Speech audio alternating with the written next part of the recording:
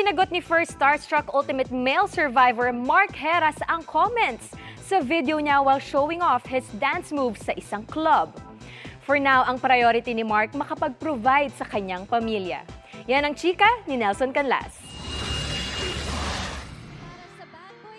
Gaya ng tagline ng OG Philippine Reality Competition ng GMA na Starstruck, wala raw gagawin ang kauna-unahang ultimate male survivor na si Mark Heras kung di mangarap, maniwala at lumaban sa buhay, lalo na kung para sa kanyang lumalaking pamilya.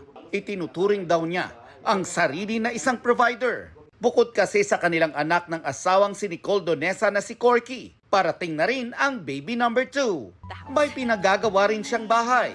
At nang dumalang ang acting jobs, he turned to what he does best, dancing.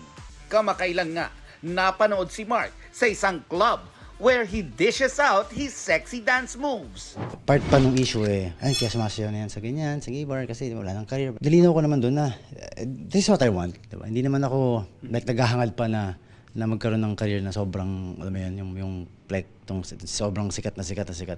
Ang lagi naman ako vocal about it. Ang gusto ko makapag-provide for my family, lalo na sa mga anak ko.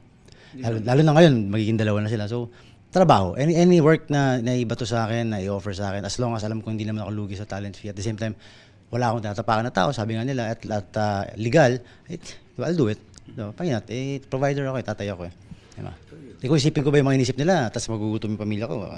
Ang kanyang pagsasayaw did not sit well sa ibang fans at netizens. Kabi-kabila man ang mga hindi magagandang komento.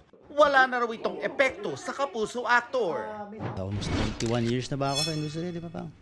Hindi na ako, wala nang, sabi ko nga parang, kung yung mga taong to, parang tina-target nila ako or parang they want parang may attention or gusto nila mag-react ako ng malaki, sorry. Di ba sabi ko nga lahat yata ng klase ng intriga na iba to na sa akin, di ba?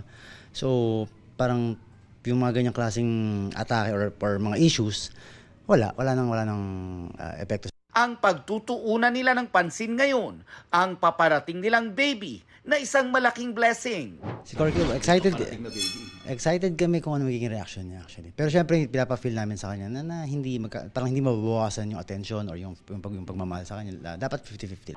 Nelson Canlas, updated sa Showbiz Happening.